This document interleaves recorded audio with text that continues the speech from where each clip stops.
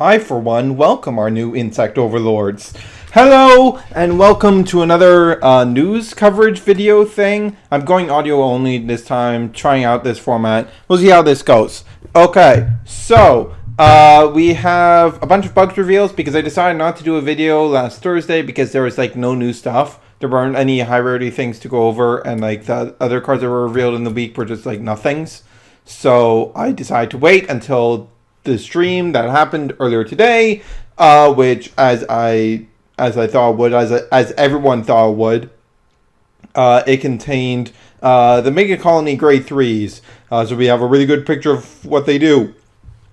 But before we get into the bugs, we have a Tachikaze and Spike Brothers card to go over, so let's go over each of those. First, we have Savage Raider for Tachikaze. Savage Raider is on place, gives something an equip gauge, and then when it attacks, you can transfer all the equip gauge from a card to another card on your field. Very good. I was expecting on-place equip gauge things, but I wasn't expecting them to do anything else. So the fact that this has this nice utility effect, you know, that's beyond my expectations. So, yes, good card. More equip gauge stuff to proc off Blight Tops and stuff is very solid, since this means you can, with this, you can proc off Blight Tops in a single turn, which is really, really good. Next up, our Spikes reveal is White Tight End. It's 8k power, grade 1, and when it attacks and you have 4 or more rear guards, it gets plus 10k for that battle. So it's an 18k attacker by itself, as long as you have 4 more rears. That 4 more rears might be a bit much of a requirement depending on the draw power Spikes end up getting, but if it isn't, then this is a really solid card. And even if it isn't, like, use it as a booster, and if you have the cards to make an attacker, just shove it up to be an attacker. That's pretty solid. Like, this is a better solo attacker than most grade 2s, to be honest. So it's kind of really good. Yeah, I like this card a lot. This could easily end up seeing play, especially since we haven't seen much of anything of worth in Spike's grade 1s so far besides Wonder Boy.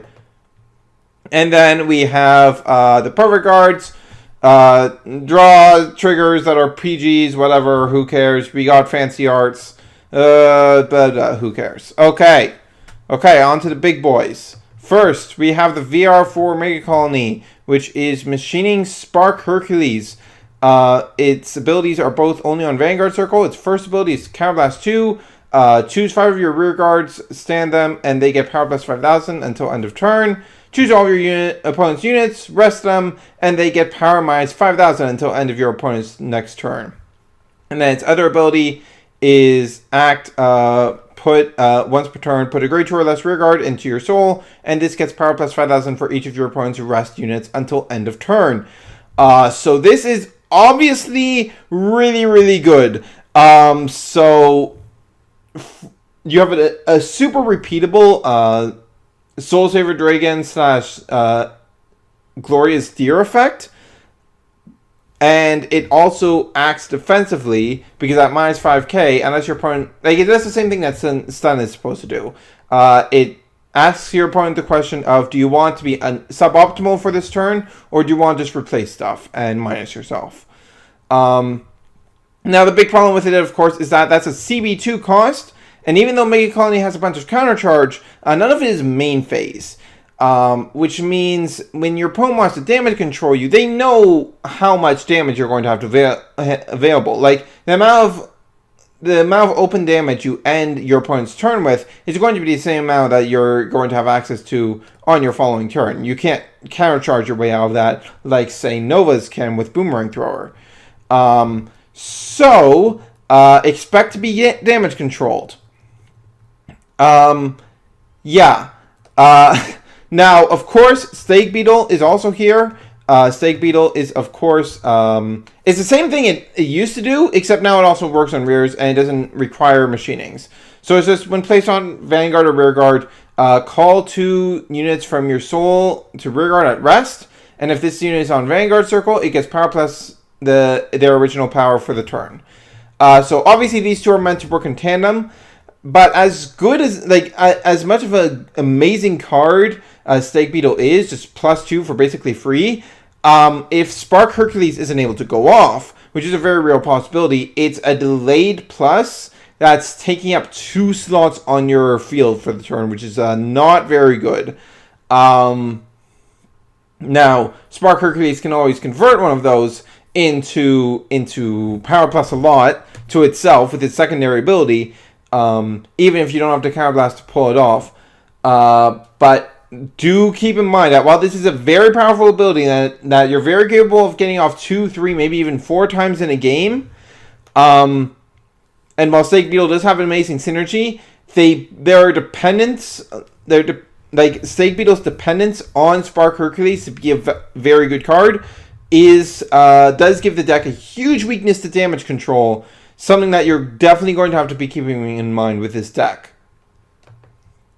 Also, these cards don't really encourage rewriting. So unlike with OTT, which really wants you to rewrite a lot, like you rewrite every single turn if you can, you're not really encouraged to do this with Megacolony. So as a result, you're not going to be getting nearly as many Protect gifts. Now, the Mantis and Hornet, which we'll be going over later, do get you more grade 3s, but unless it's extra Spark Hercules, you're not going to be wanting to ride over, because you don't want to ever not be on Spark Hercules. Like, you never really want to be riding Snake Beetle. You always want to be calling that to rear, and you always want to be on Spark Hercules on your Vanguard. So, very important things to keep in mind. This stuff is very powerful, and you're hitting big boy numbers constantly, which we already had with Megacolony. They're just going to be hitting big boy numbers constantly across all columns. But their pluses are really limited to combos with Spark Hercules and getting grade 3s to hand. So it's not like, if you're worried that Megacolony is going to be indication of power creep, just chill out. I don't see this deck. I see this deck having a really weak matchup to Kagero, to be honest. And like, its plus quality is just lower. The quality of the pluses that you're getting out of this deck are much lower than OTT and Royal Paladins.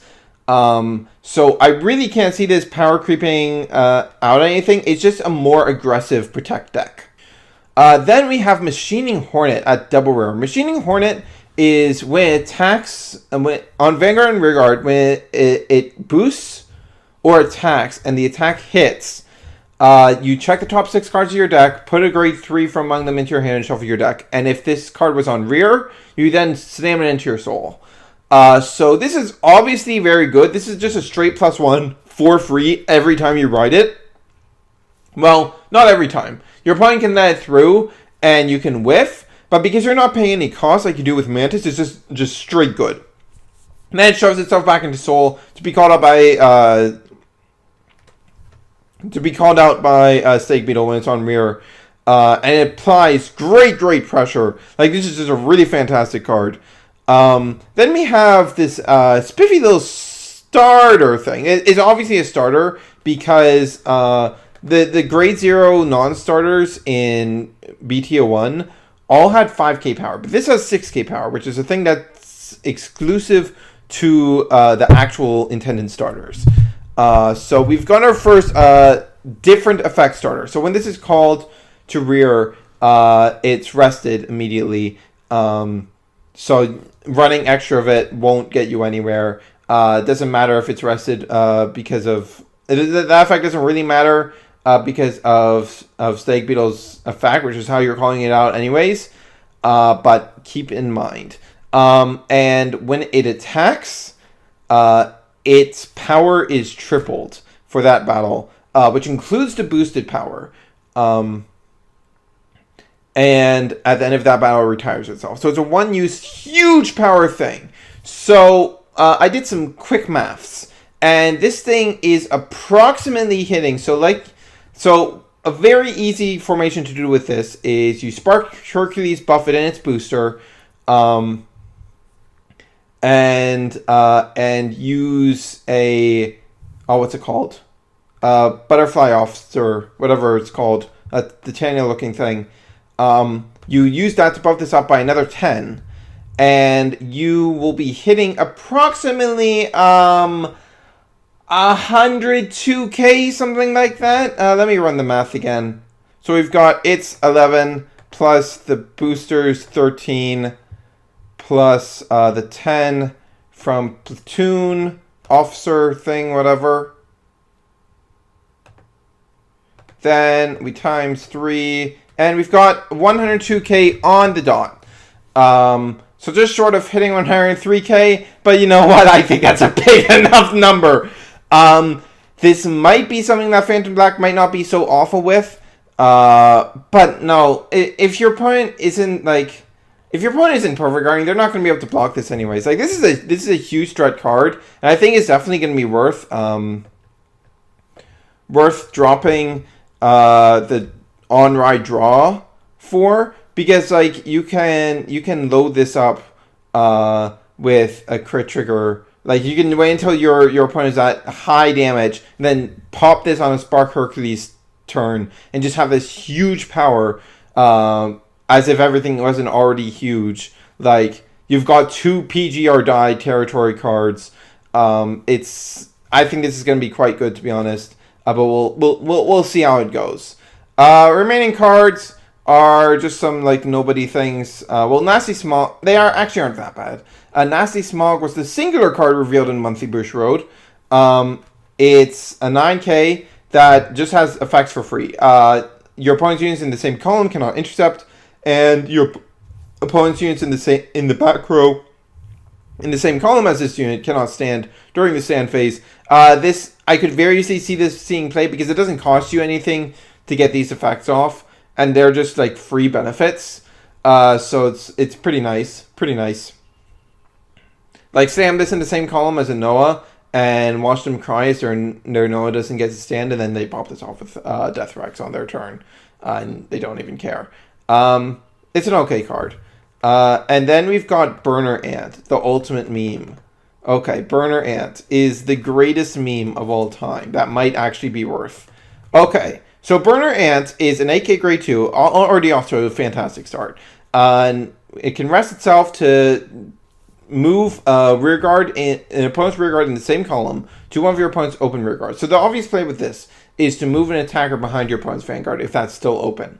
But overall, this effect is not fantastic. However, it also has the act rear guard ability to discard a card from hand to stand itself and give itself power plus 5k. Now, the only reason I'm considering this card at this moment is the fact that this is the only card that we have so far that can stand itself when it's called at rest by Stag Beetle's effect. So, to counteract the fact that you're obviously going to be damage controlled and your opponent is going to try and stop you from getting those Spark Hercules off, having a card that can just stand itself and get itself into territory of hitting solo is kind of really nice and definitely worth consideration. I'm going to be experimenting with this card in my proxy testing because I think there might be something here with Stake Beetle. And you're going to be getting all these grade 3s to hand, and you're not going to be using all of them. So that's free discard fodder. And like, if you don't ride it, then you can just like plop it down early in the game, use its effect to move a thing to an inconvenient position, and then shove it into Spark Hercules' Soul to give itself the big buff. And then call it out with Stake Beetle and get pluses or whatever. So there's plays there. I think this might be worth like a 2 or 3 of slot. As I said, going to be experimenting with it. With that all said, that is all for this week. This went on a bit longer than usual, but there was some big stuff to talk about. I expect that next week we should be getting the Spikes VR, so we'll finally know if they actually have multi-attack or not, which they probably will. But we'll see. That's all. This is Hunter Church signing off.